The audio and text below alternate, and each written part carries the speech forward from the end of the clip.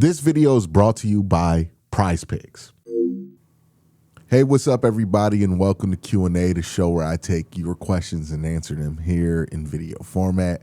There's really a ton to get into, so we're just going to get started here. If you want to make sure that your question can hit this show, I ask for questions on the community tab every week. Whatever questions are on that week's community tab are the ones that I take under consideration for the show.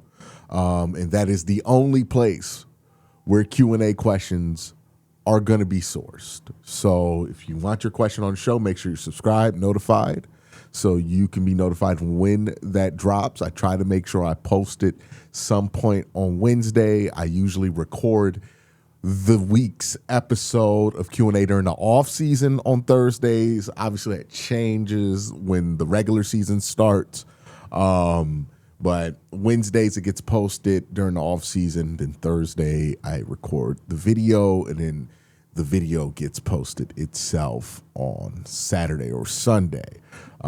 So if you want to know how that process works, how you get your questions on the show, where I'm pulling the questions from, that is the answer there. But now, without further ado, let's jump into it with Jesse, who says this. We got the wrong one up. I'm honestly pretty nervous about our defense. Don't get me wrong. We definitely can have a chance to still be pretty good, a defense. But if Carson Schlesinger were to get hurt in the middle and of our defense, and our defense can be in trouble if Denzel Ward or Tyson Campbell go down and get injured, then the secondary is in trouble. If Carson, Denzel, and Campbell went down early, then we're looking at a potential disaster on this defense. Is there anybody left out of there that you think could provide quality depth to our linebacker room, or more importantly, our cornerback room, that you could actually picture the Browns being interested in? Perhaps we could get another Andrew Berry one-year deal special. Love the content. Keep it up. I don't really think there is a viable answer here for corner, to be honest. Like, what they have and what they have available to them right now at the cornerback position is about what they have on the roster, right? Like, even some of the bigger names that people would throw out, those guys are always going to be holding out for bigger name teams, teams that are closer to where the Browns want to be in the next couple of years than where the Browns are right now. And you also have to consider where the Browns are, right?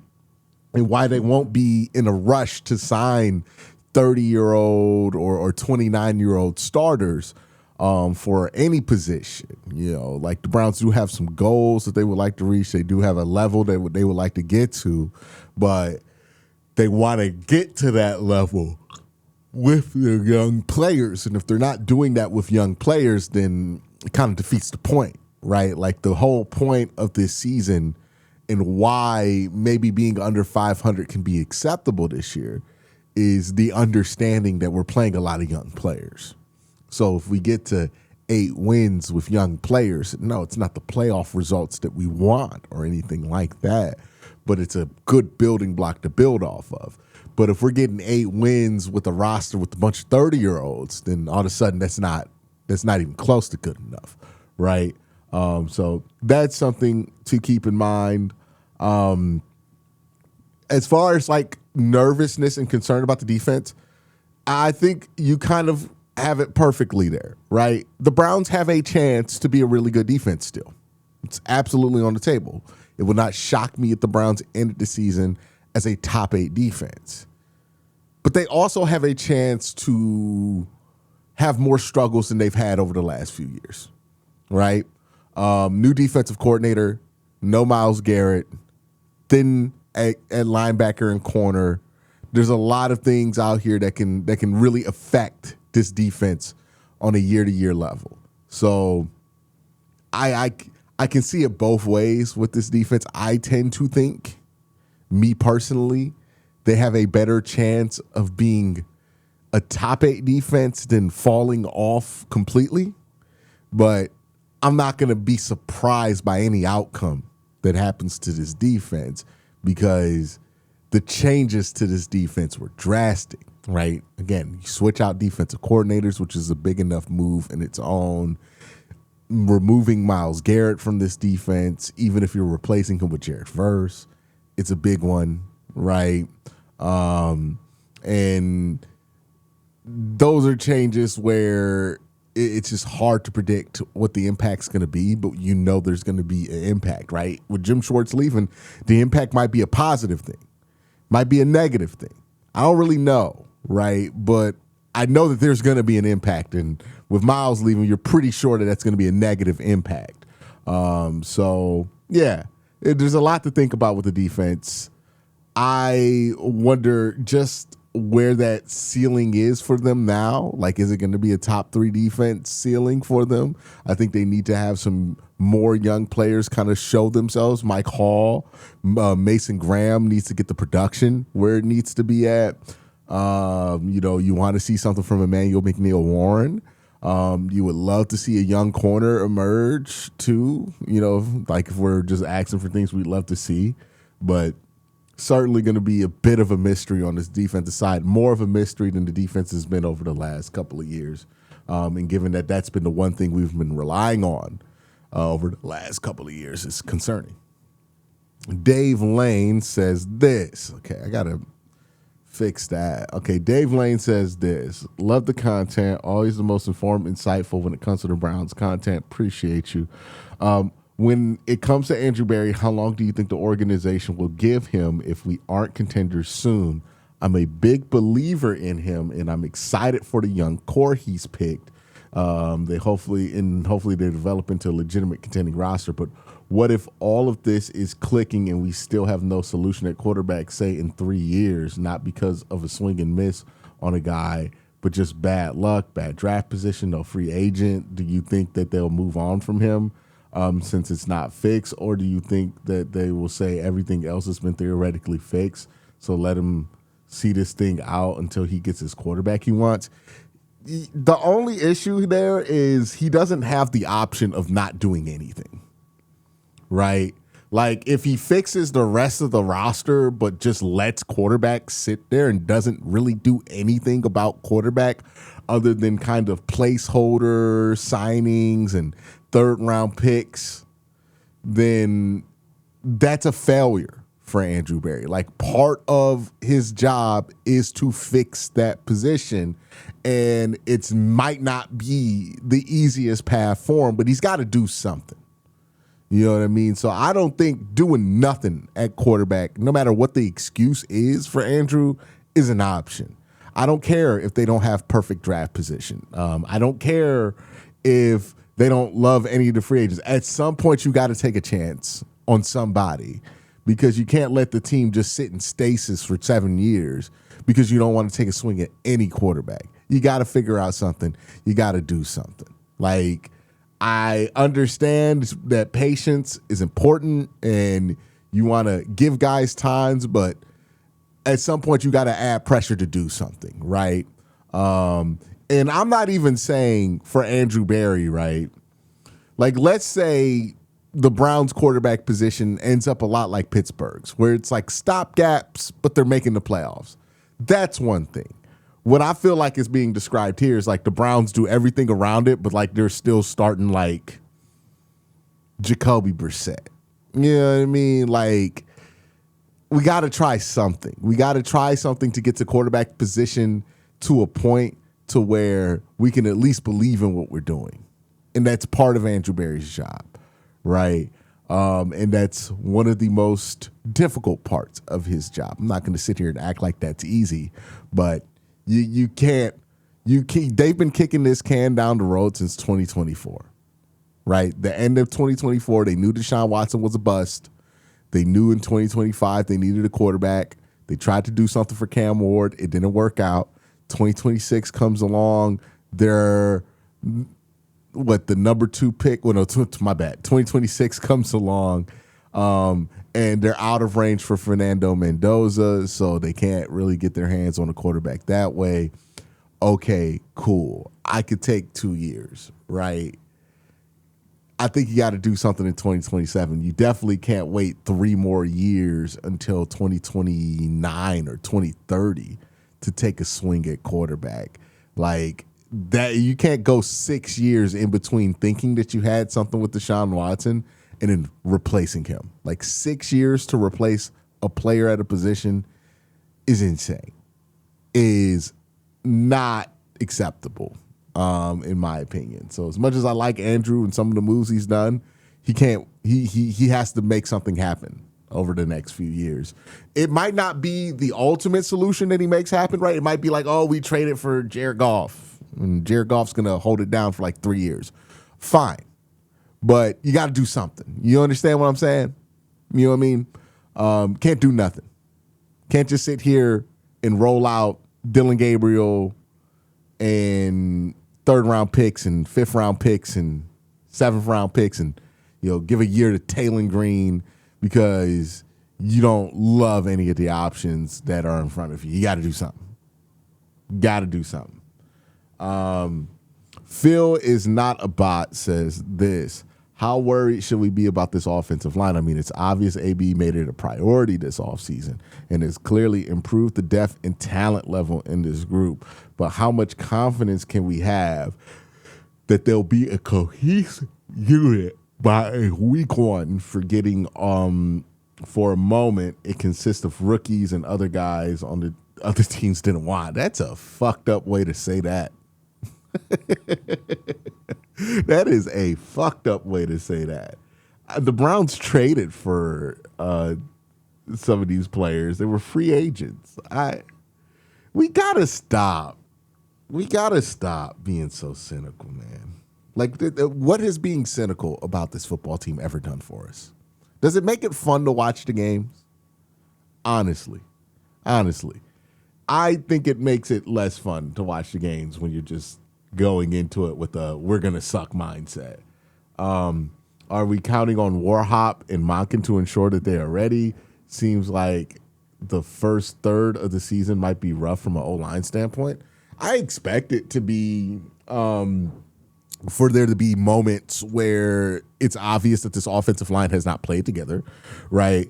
I think the hope is instead of, 4 or 5 weeks of sustained horrible play, there's just moments of where that lack of chemistry shows itself for this Browns offensive line.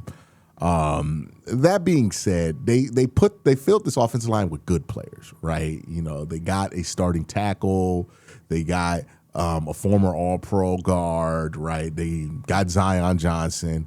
And other teams did want those guys, right? These guys aren't on minimum contracts playing for free for Cleveland because Cleveland's the only place that would take them. These guys got paid to come to Cleveland because there was a market for them, right? Spencer Fano is one of their top draft picks. They seem to think highly of Parker Brailsford. They are investing money into this offensive line and young players and assets on top of that. Will they be a perfectly gelled unit week 1? Probably not. But will what they are week 1 be better than what they were last year? There's a hope that that's certainly the case, right? And who knows what becoming a cohesive unit and what that journey looks like for this offensive line. A lot of us are assuming that, they're just going to be bad for like 4 weeks and then get good suddenly. But that's not really how progress works, right? It's like, okay, they're looking good. They have some moments where they have some bad days. They might have a good game here, a bad game here, a good game here, good game here, and a bad game there. It's not going to be as linear or as obvious as we want it to be in our minds, especially when we're talking about it theoretically in the preseason. So, yeah, there will be struggles. Yeah, there's going to be growing pains. Sure, that's a given how much change they've had on the offensive line. But also, I wouldn't assume that just means that the offensive line play is just going to be a disaster 100% of the time, right?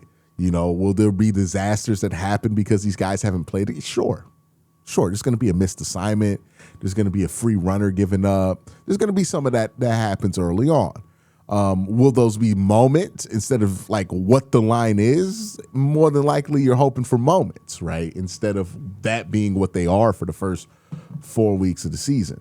So I get what you're saying, but also I think we're a little bit too pessimistic about it, in my opinion.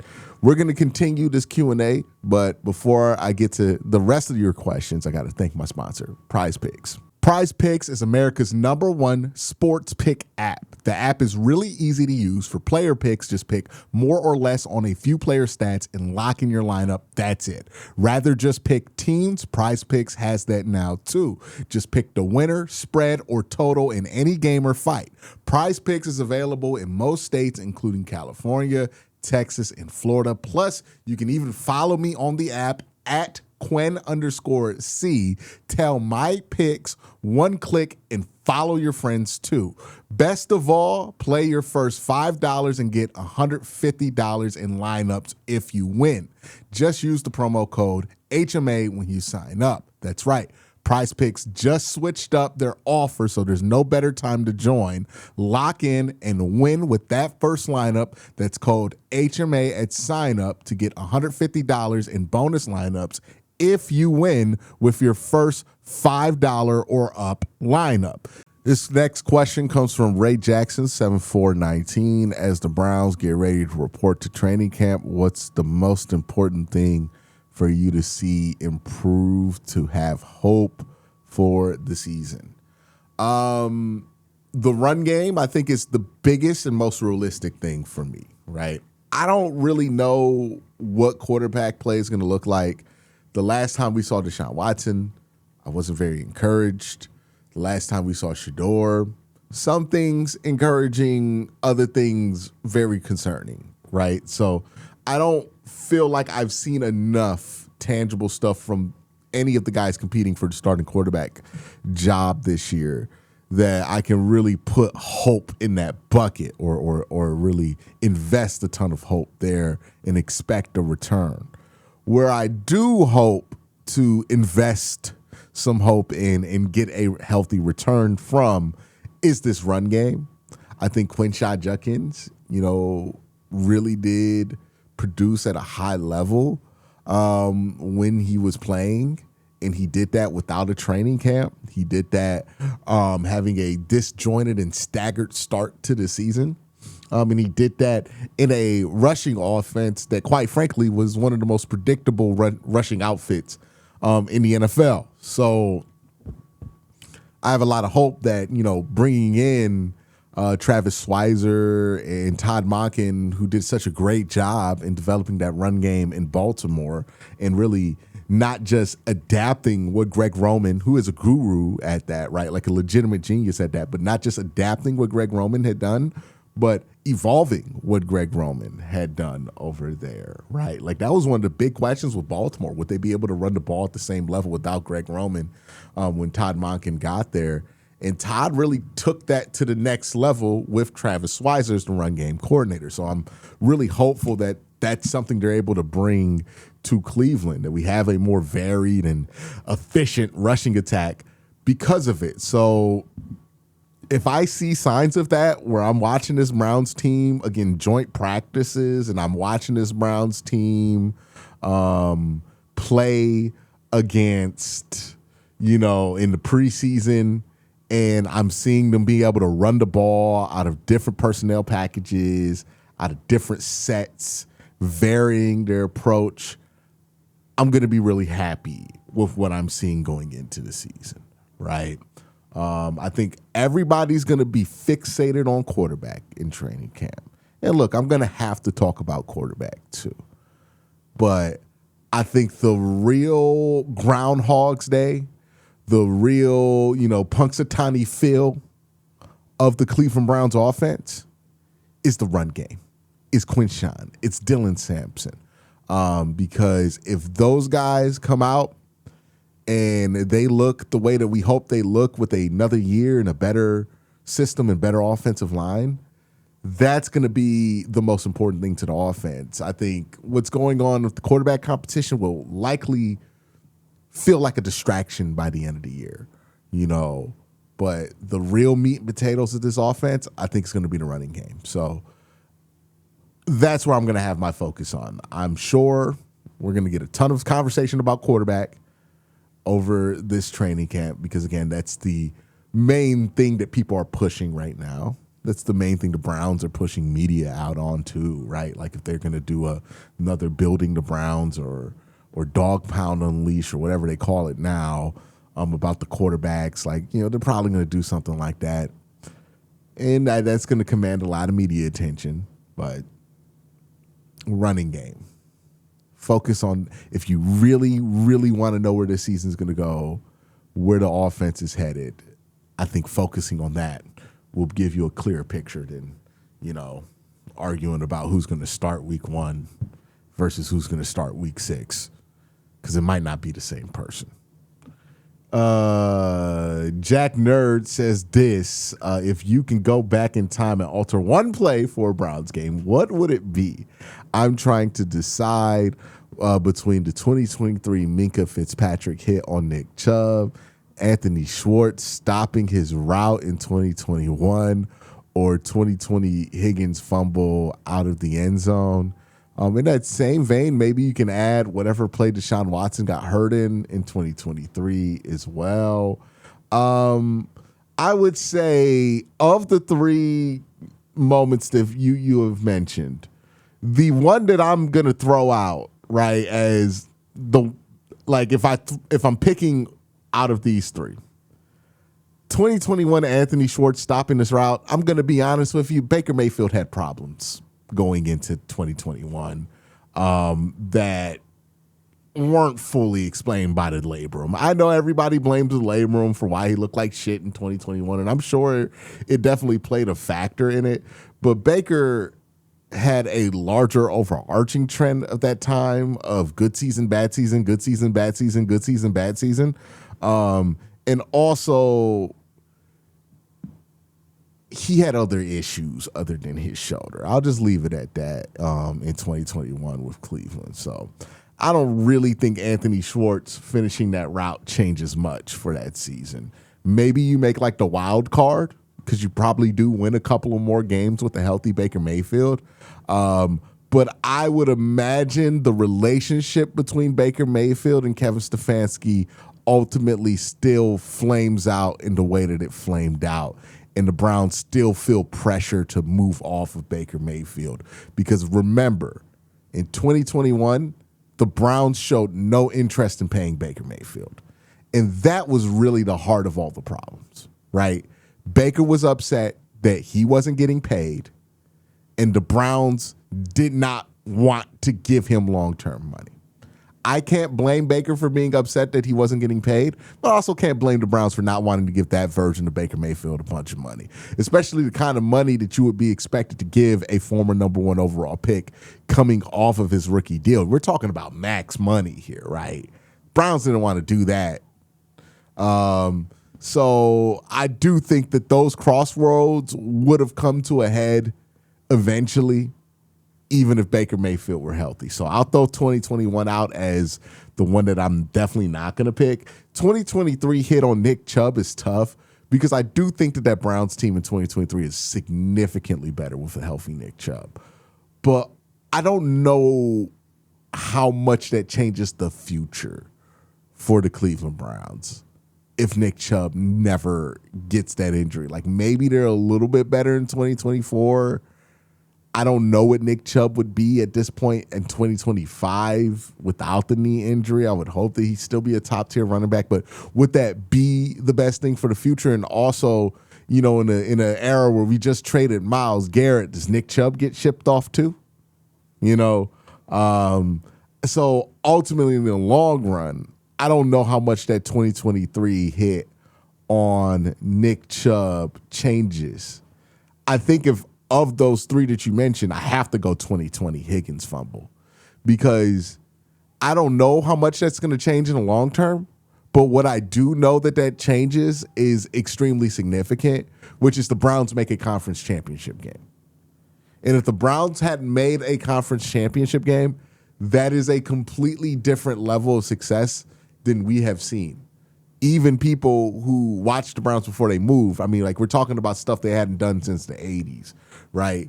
That would have probably been the most consequential thing that could have happened, is Higgins not fumbling that ball out the back of the end zone, the Browns winning against Kansas City, albeit with Chad Henne in the fourth quarter, but getting to a conference championship game. If that changes everything, right? If in that first year they get to a conference championship game, everything we know about the Cleveland Browns today is different. I don't know if it's better, but it's different, right? It changes the eagerness that they have to pay Baker Mayfield. By the time we got to 2021 in the Anthony Schwartz play, that dynamic was set in stone, right? Whether Baker tears that labrum or not. The Minka 2023 hit on Nick Chubb, a lot of the stuff that ended up being the downfall of the Cleveland Browns had already been in motion, right? The Deshaun Watson trade, the state of the offensive roster because of what you gave up draft-wise for that trade. But if Higgins doesn't fumble that ball at the end zone and the Browns get to a conference championship game in year one of Kevin Stefanski, then it changes how much influence Kevin Stefanski is going to have over the rebuild. It changes how much trust that regime has. It changes how much trust that regime has in Baker Mayfield, maybe, right? Because you did get to a conference championship.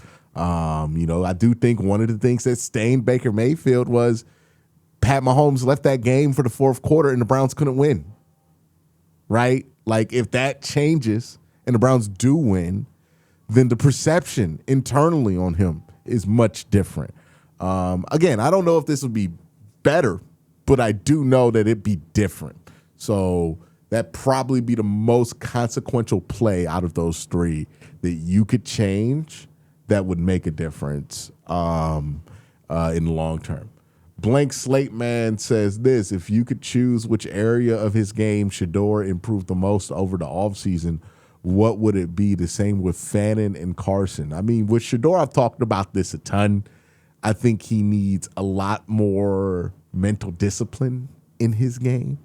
There's too many times where Shedeur sees a one-on-one, gets too excited about it, and throws it instead of just running the play and understanding his situational awareness, right? I think Shedeur is the quarterback that needs to work on the boring stuff, right? Like, this always happens when you have, a bad quarterback room where you can say, oh, if this quarterback could take this skill set from this quarterback, then that's on the same team, then maybe he could be good. But, like, Shedeur does need to have more of what Dylan Gabriel has, right? Like, Shedeur already has the stuff that Dylan doesn't, which is the playmaking ability, the ability to throw downfield. And that's why he's a better quarterback right now than Dylan Gabriel. But if he could take some of that ability that Dylan has to be able to manage the game, his situational awareness, and, before I don't know where Dylan is now because it seems like his confidence is cooked here, but Dylan, during the preseason at least, did demonstrate like a pretty solid amount of mental resilience. And how do I put this? If mental resilience isn't the right word for it, of kind of mental discipline in going through his progressions and sticking with those progressions that I thought was hopeful for him. If Shedeur improves that stuff, it's not the flashy stuff that he already has, but it's like the meat and potato stuff to his game, then I think he has a chance to be a starting quarterback in the NFL. But, those things, those changes, they're much harder to do than I think people give him credit for. I think this is some of the most difficult stuff because what we're talking about is completely overhauling how Shedeur plays football, which is not going to happen overnight, more than likely. Very difficult. Very, very difficult. 1180 Elvis says this: do you think the Myles Garrett trade timeline was the effect by Jim Schwartz's departure? maybe Garrett was lost in motivation and patience. No, dude, Myles is getting traded whether we had Jim Schwartz on this roster or not. The real question is, are the Browns better off now that they're living a Myles Garrett-less life with Jim Schwartz, with Mike Rutenberg than they were with Jim Schwartz? I think that's the better question, right? Is Rudy a better fit for this job now that this job has changed dramatically? Because with Myles Garrett, this defensive coordinator job was a very different job than what it is without Myles Garrett. I wonder how Mike Rutenberg reacted to the trade, because I haven't heard him talk about it. I imagine he's going to be professional and not say anything negative when he goes on the podium, obviously. But I do wonder, behind closed doors, what's his thoughts about that whole situation? Because I imagine that was a change to the status quo that he was not happy about, or at least had questions about. It depends on how much they knew they were going to trade Myles versus what they have let on publicly, where they act like this thing was kind of sprung up on them too. Jake Steppen says, how likely is it if the Browns manage a top 3 pick, we take Jeremiah Smith over a quarterback in the 2027 draft? Very unlikely, because think about what we're saying here, right? For the Browns to get a top 3 pick, that would mean that the offense and the quarterback play is likely pretty bad. So if the Browns have the chance to take a quarterback and they take a wide receiver over a quarterback, that'd be pretty stupid. They're not going to do that. Or maybe the way that the Browns have a top 3 pick is with the Rams pick. Like, let's say the Rams are really bad and they have a top 3 pick. It's very unlikely that that's the case. But, maybe then the Browns could take Jeremiah Smith if the other pick handles quarterback. But more than likely, that's not what they're going to do. I would love to have Jeremiah Smith on this football team, but I don't think things are aligning for that to happen, especially since the Browns drafted 2 wide receivers in the last draft class. They're probably done for a little while. Ant McFly says the Steelers have muddled around quarterback since Big Ben left, yet they've managed to tread water. Is this our put up or shut up year for a winning record and overall talent is above average? Shouldn't our record be? No, I don't agree with this at all. The Browns are a talented team, but they are a intentionally young team, which means the Browns are okay sacrificing on overall win-loss record to be able to maximize the development of the talent that they have. The reason the Steelers have been able to stay around 500 is kind of the same reason why we really haven't seen the Steelers develop much young talent over the last 5-6 years, or be able to keep the young talent that they had, because they've kind of sacrificed them to get older veteran players to fill those spots. This is why the Steelers roster has also routinely been one of the more expensive rosters in football. See, the Pittsburgh Steelers have decided that they're going to spend contending money to just try to stay above 500.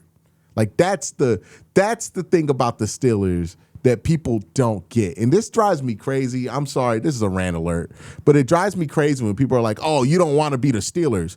And what they're saying is oh, you don't want to be a team that gets to the playoffs consistently and wins 10 games and maybe the division every once in a while. What the Steelers end up doing at the end of the season, their win-loss record, that's not the bad thing.